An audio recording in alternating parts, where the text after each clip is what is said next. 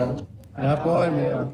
First of all, I want to thank you for your time. I know you are very busy people and lahat ng oras to gather here and be Oh, lutang. Baka may hangover pa. Nag-aantay tayo, ha? Oh.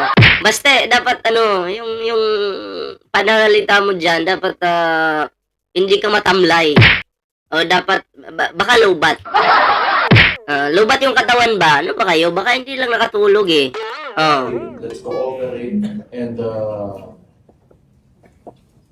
think about what we have to do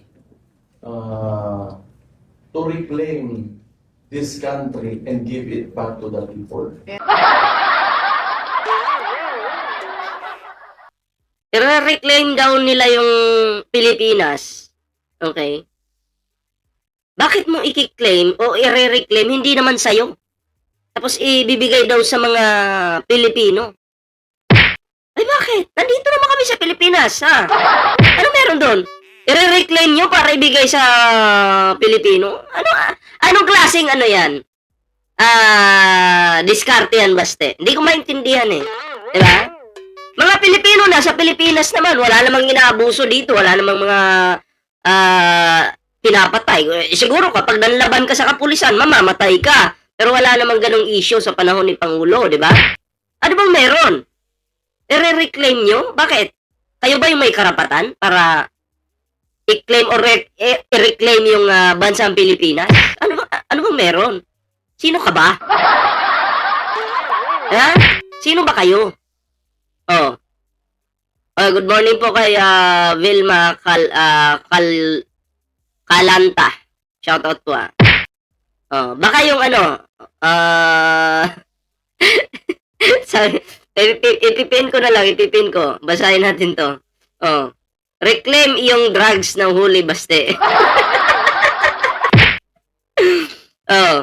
Gusto nyo i-reclaim yung Pilipinas, pero pangit kasi kung yung word na reclaim, hindi naman kasi sa inyo eh. 'Di ba? Hindi naman sa inyo yung Pilipinas. Sa mga Pilipino ang Pilipinas, baste. 'Di ba? So bakit nyo i-reclaim? Para saan? Para ano kayo? Makaganti? Ha? Makaganti sa mga hindi niyo gustong tao? Gagantihan niyo? Hindi maganda yan. Ha? At walang boboto sa inyo, tandaan nyo yan. Shoutout kay Ma'am Joy Candido, walang boboto sa inyo. Hindi kayo susuportahan ng Pilipino dahil ang pangalang Duterte, gas-gas na. Mabaho na. Hindi na namin ulit susuportahan yung mga mamamatay tao.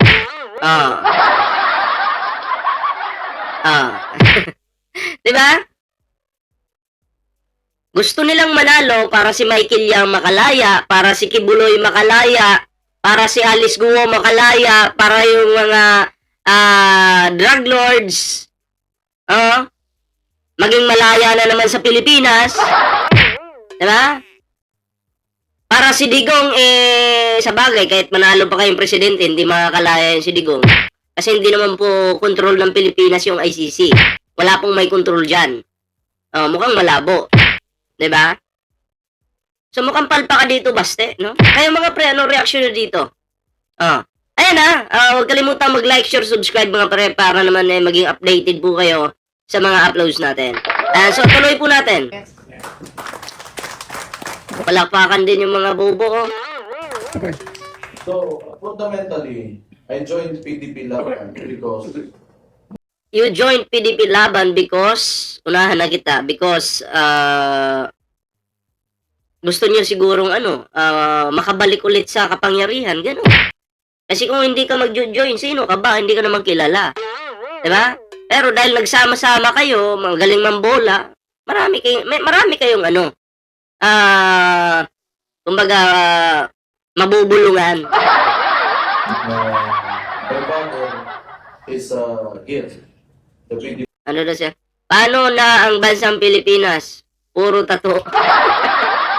And though he is in The Hague right now, he is still a member of PDP.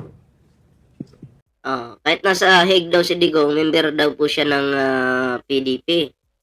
Oo, at least may taga-Dahig tayong may PDP na nakatira sa Dahig, di ba? Oo. Hmm? Yes. Yeah, still the chair of PDP dapat. While he is not here, as acting president, I feel that it's my responsibility to organize all of us and decide among all of us should agree on things on what direction we have to take Wrong direction. until the 2028 elections. So, Ay, shoutout muna kay Minchi Caspillo. Shoutout po. what is the concern? It is the country and its people. So I believe It is the country and his people. Alam nyo, wala kayong concern sa country and the people of the Philippines. Wala. Kasi yung country, sinisira ninyo. Naglalagay kayo ng spy sa Pilipinas. Ano ba yan si Alice Guo? May spy.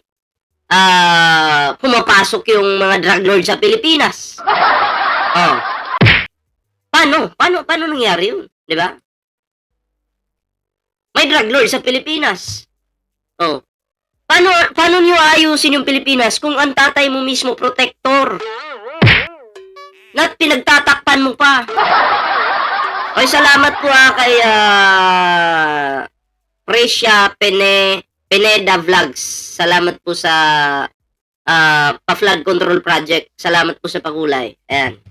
Sino pang walang jacket? Katulad dito, ipin natin to. Ano ko muna yung mukha niya. Yung mukha niya kukunin natin. Yari ka sa akin ngayon. Kukunin natin yung mukha niya. Bago natin basahin yung kanyang comment. Okay. Para exciting ba? Alam nyo naman po tayo, 'di ba? Alam nyo naman po tayo, nang titrip tayo ng tao dito, ng mga DDS.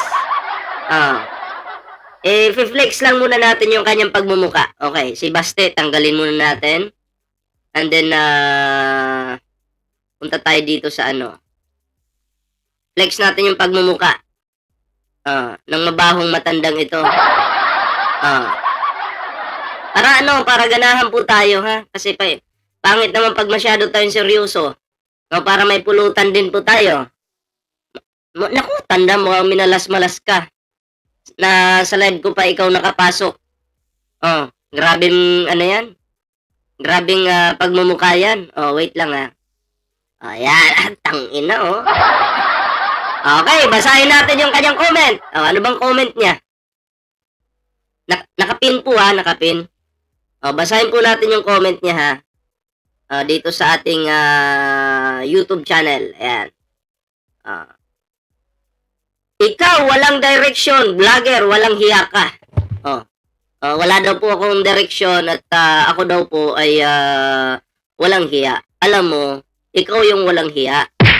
Kung titingnan pa natin yung pagmumukha mo, halatang ikaw yung walang hiyang naging pokpok na walang pumatol. Diba? Tingnan mo yung pagmumukha mo. Sa pangit mong yan, malamang sa malamang pangit din yung anak mo. Ha? At walang hiya din yung anak mong puki ng ina mo ka. Ha? Tingnan nyo, mukhang kukunin na ng langit. Sobra-sobra na yung filter. Diba? Pangit mo. Tadyakan kita sa mukha manalamin ka muna bago ka mag-comment. Kung yung ibang vlogger, nagko-comment ka dun, hindi ka pinapansin. Sa akin, papansinin kitang hayop ka. Ha? Sabihin mo sa nanay mo, sa pamilya mo, sa anak mo, sa partner mo, kung pinatulan ka man, kahit pangit ka, putang ina nyo. Ha? Oh, parating mo yan kahit sa lula mong bangkay na putang ina nyo. Oh, di ba? Kamukha ni Pukwang. Uy, mas maganda pa naman si Pukwang dito. Ano ka ba na? Uy, grabe ka. Maganda naman po si Pukwang dito. Ano ka ba? At saka mabait si Pukwang. Hindi po bastos. Di ba? Ito bastos. Ang pangit na nga. Bastos pa. Oh. Wala siyang kamukha kundi puwet ng nanay niya. Wala na, hindi na nag-comment. Patay na agad. Sus, Mario, kawawa ka naman. Aga mo namang pumanaw. Tuloy na tayo dun sa topic natin. Ano yan lang? Advertise lang. Tuloy tayo dito kay Baste. Kayo lahat na nandito ngayon, and for those who follow and believe in my Father, Those who follow and believe in His Father na nauto. Sa bagay, kaya bumilib ka dahil nauto ka nga naman, di ba? Ituloy nyo lang daw. Ituloy nyo magpagamit, magpauto. Di ba? Kasi naniniwala kayo sa tatay niya. Hindi tuloy-tuloy nyo lang daw yung pagigintangan nyo, ano? Mga DDS. Sa bagay kasi, mga DDS, kung saan may ganun. Kung saan may ganun, yung nakakatsupa. Ala, nandun yan. Kung saan may masasalsal, nandun yan. Di ba? kaya nandito pa rin kayo because you still believe that we can make a better country Oy, Jonas Juliet, shoutout po and a better tomorrow. Not only for us. Ako may mga anak ako. Kayo may mga anak kayo, may mga apo kayo. So what do we want? May anak ka, Baste. Sa bagay, safe yung anak mo. Okay? May anak kami, may anak sila, may anak yung lahat. Pagdating sa'yo, safe yung anak mo. Pero sa panahon ng tatay mo, may mga minor na nadadamay, may 3 years old, may 5 years old. Kaninong mga anak yun? Anak ng mga mahihirap. Okay? Nadamay sa fake na war on drugs ng tatay mo. Yun na yung iniisip namin may anak kami, may anak tayo. Susuporta pa ba kami sa inyo na mga utak kriminal kayo? Hindi na. Hindi namin gagawin yon. Huwag mong gamitin yung anak ng mga individual na mga Pilipino. Huwag. Kasi sila, hindi protektado yung anak nila, pero yung anak mo protektado, Baste. Diba? May kapangyarihan kayo para protektahan yung mga anak niyo. Pero yung mga mahihirap, wala. Daming nadadamay sa fake na war on drugs nyo. Kaya, tanga na lang talaga yung susuporta pa sa inyo. For our children. Kasi sa nangyayari ngayon, pag nagpatuloy ito, could you imagine kung anong klaseng bansa our children will grow up?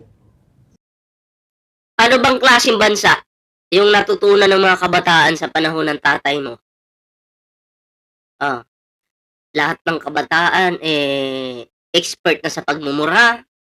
Okay lang po yung makamura tayo, Yung expression siguro ng mga matatanda, normal yun. Pero yung halos kada galaw mo, mumurahin mo, lahat na lang mumurahin mo. Tapos, nasa school ka, magmumura-mura kayo dyan. Tapos, nasa school ka, yung larawan ng presidente ng Pilipinas, pupunitin mo. Kaninong katuruan yan? Diba sa tatay mo? Natutunan ng kabataan, yung kabastusan ng tatay mo. Diba? Kasi bastos talaga yung tatay mo. Walang kwentang tao. Diba?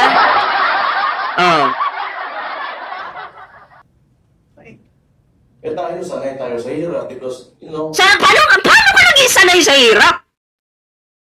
Sanay daw po si Baste sa hirap. Baste, paano ka naging sanay sa hirap? May ganun kayo. May pera kayo na nagkukunwari kayong mahirap. Paano kayo naging sanay? Naranasan nyo ba? Yung naranasan ng mga mahihirap na Pilipino na halos isang beses lang kumain sa isang araw? Naranasan nyo ba na Sa panahon ng pandemic, natanggal sa trabaho at walang makain? Di mo naranasan yun. Huwag kang tanga, baste. Sanay daw tayo sa hirap. Dinamay pa yung sarili niya. Maniwala pa ako dito kay Edeta Bandiola. Sanay sila sa yaman. Sanay sila sa nakaw. Di ba? Ano ka maging masasanay sa hirap? Yung kapatid mo magaling magbayad, magaling manuhol. Di ba? So, imposible yung sinasabi mo. But we want more. Sanay ka sa hirap, nagpatato ka, mahal kaya magpatato na yun.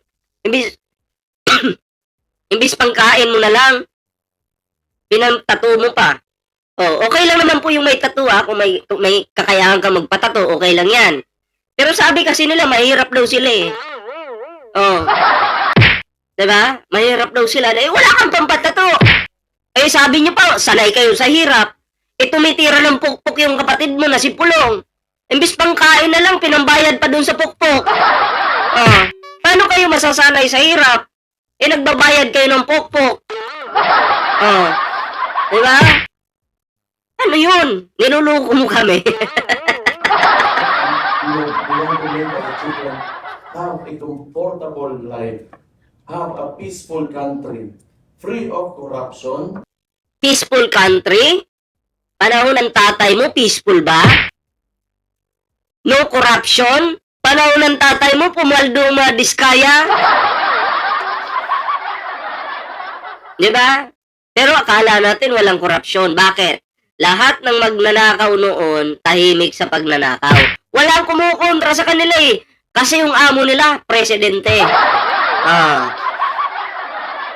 Lagi pang naka-finger yung tatay niya, di ba? That's the main thing. Free of crime. Free of crime? Sa Davao may crime? Di ba? Maraming pulburon sa Davao? Paano naging free of crime? Kahit walang crime, sasabihin nanlaban? Nanlaban daw? San banda? Di ko makita. Free of crime. Paano?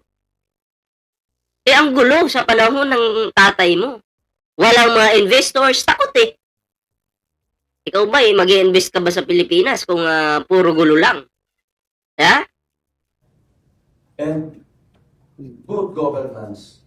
It doesn't have to be. Good governance. Laplapin mo ba yung OFW doon sa ibang bansa? Tapos may mga media? Ano naging good governance yan? Murahin mo ba naman si Santo Papa?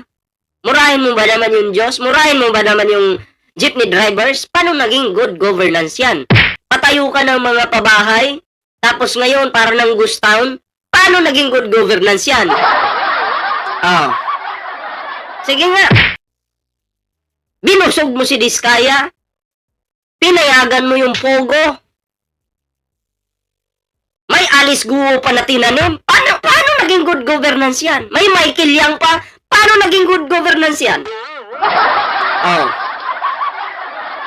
Kaya baste, naaawa ko sa'yo baste. Niluluko mo yung sarili mo. Diba? Sarili mo, ginagago mo. Kaya ang tanong ko sa'yo, baliw ka ba? Perfect. Wala naman talagang perfecto sa dito. But policies in government, the direction of a government. Wrong direction ang government nyo. Sa panahon ninyo, wrong direction. Di ba? Should benefit the majority of the people. And what is happening now? Saan yung pera ng bansa natin? Nandun kay Diskaya, nandun kay Digong. Kasi ayon kay Sara Duterte, pagpasok niya pa lang daw bilang Vice President at si PBBM President, sabi ni Sara, noon pa alam na yan na may nakawa na. So sino yung nakaupo? Si Digong. Pag upo ni Digong ng 2016, ninanakaw na yung mga pera di umano nilalagay na sa maleta. Yun, pagkakaintindi ko sa sinabi ni Sara eh. Tapos natapos, 2022 natapos yung nakawan. na ngayon ay binibintang po kay Pangulong Bongbong Marcos. Galing. Even the President himself, si BBM, last year, if I remember correctly, August, Ano to? Ano to? Balik muna natin. Dapat di pinakikinggan niyang si Baste. Walang katotohanan sa taong yan. Puro kaso na kasinungalingan. Tuloy natin. even the President himself, si BBM, last year, if I remember correctly, August, nagpalabas siya ng mga contractor kuno that who were misusing the funds of the government. Eh ano nangyari ngayon? Pumutok sa mukha niya. And true enough,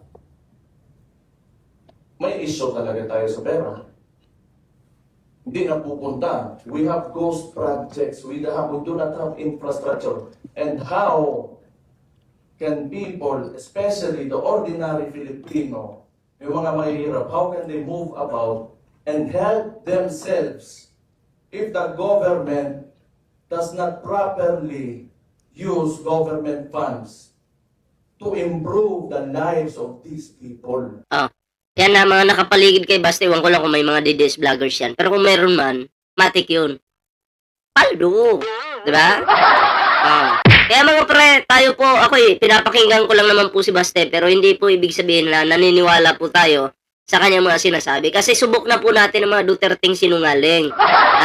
Subok na po natin sila ang mga bastos, lahat na po ng kademonyohan nasa kanila na po yan. Akalain mo, pati yung pagtira ng pukpok, ginagawa pa nila. Ginagawa ni Pulong, di ba? So, wala na. Na-damage na. Okay mga pre, ano reaction dito? And comment down below para po mabasa natin yung inyong kanya-kanyang reaksyon, kanya-kanyang komento. Ayan, importante po yan. So, bago po tayo mag-move sa next topic, huwag kalimutan mag-like, share, subscribe. Para naman po ay maging updated po kayo sa mga uploads po natin. Ayan, syempre may TikTok, Facebook po tayo dyan. So, ayan, next topic po tayo.